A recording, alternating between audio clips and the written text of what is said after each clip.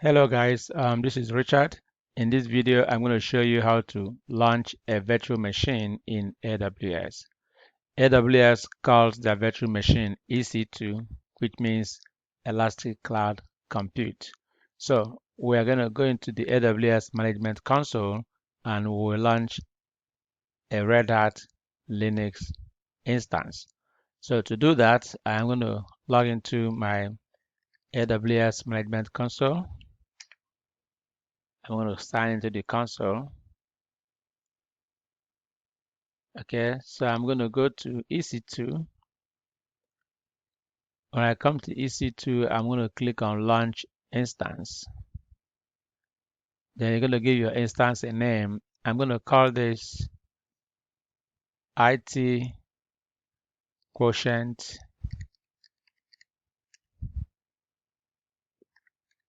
Development Server. Number server 01. That is this will be our development environment. That is the name of the server. Next is we're going to choose our AMI. AMI stands for Amazon Machine Image. I'm going to launch a Red Hat instance. I'm selecting Red Hat instance. It's free tier eligible. Okay, then I'm going to go to the instance type.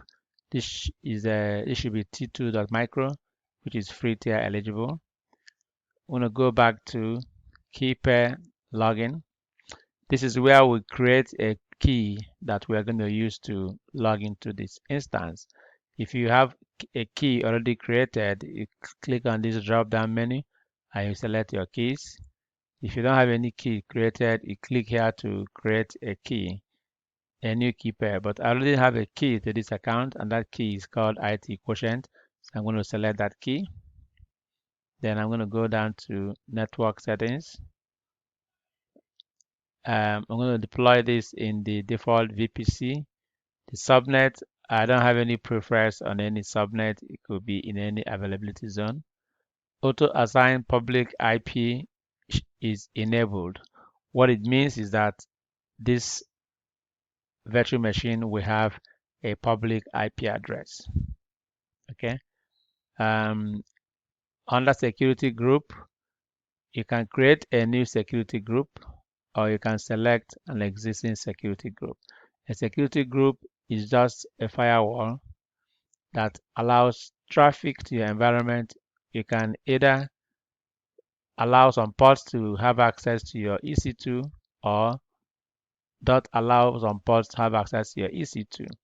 We can create a security group by clicking here to create a new security group.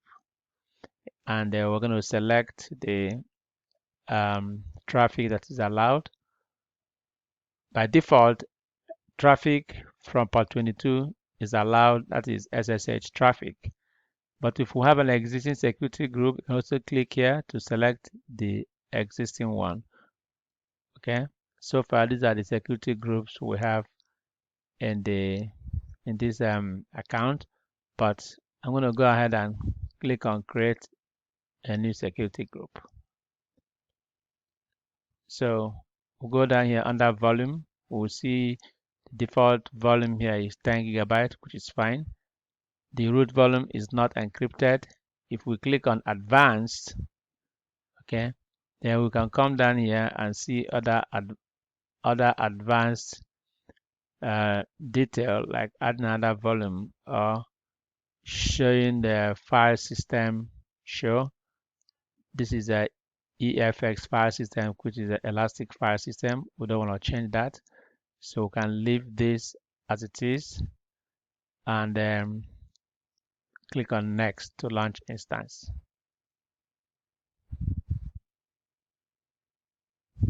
So our instance is launched. If I scroll down to view all instances, then I have this instance that is launching. You can see that the one we're just launching now, IT Quotient Development Server. I have these ones already in this system. I have one called Workstation, Server A and Server B. You can see Server A and Server B are shut down, they're not running. This one is pending. the state is pending. If I click on refresh, then you see it's running. The next thing is that it is running a status check. When the status check comes back with a green check mark saying 2/2 checks passed, then we will be able to log into this server. Okay, so we're gonna wait a few more minutes, and when the server is ready, then we can log into it. So while the server is initializing, we can try now to log into it. If I select the server here, under details, you're going to see the public IPv4 address here. That is the IPv version 4 address which you are going to use to log into the instance. If you look here, you see private address. This is for internal connection within this Amazon VPC. This is the private DNS. This is the public DNS. So we can use either the public DNS or the private or the public IP address to connect. If you look here, you see instance ID. This is the instance ID of the instance that we launched. That is also the instance ID here, as you can see. This is the host name. This is the host name the way it is. Later on, we'll see how to change the host name when we log into the server. Then auto assign public IP. You can see the public IP here. It doesn't have any IAM role. This is the VPC ID. This is the subnet identification. If you click on the subnet here, you will see the subnet that this server is in. Right now, the subnet ID, if you go to the right, you see the availability zone, have availability zone 1A. That is where this server is deployed into. Okay, if we go up here, I will go back to our EC2 dashboard. Go back to our EC2 dashboard. Click on refresh here. We'll see that the status check is complete. So our server is ready to be logged into. So I'm going to copy the public IP address. Auto assign public IP, private IP. Yeah.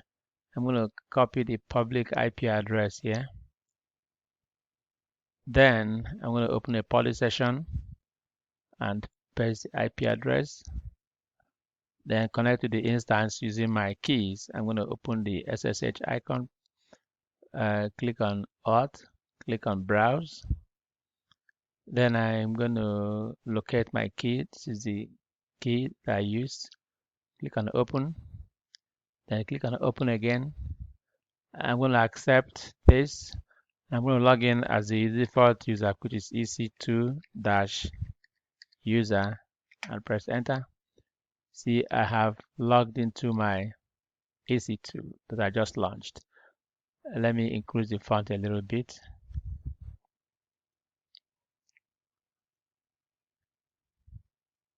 So this is the EC2. If I type ls-la, server is up and running. If I run this command, who am I?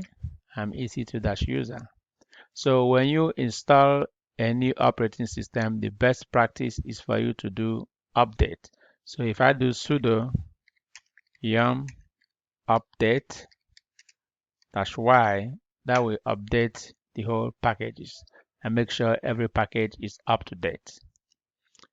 And that will be it for today, just to show you how to launch an EC2 or a virtual machine. In this case, we'll launch a Red Hat instance or Red Hat EC2, which is a virtual machine in AWS cloud. And we're also connected to that EC2, and we're able to see that EC2 is running. Right now, we are doing patching, or what is called yum update. After a few minutes, our server will be fully updated and ready to go.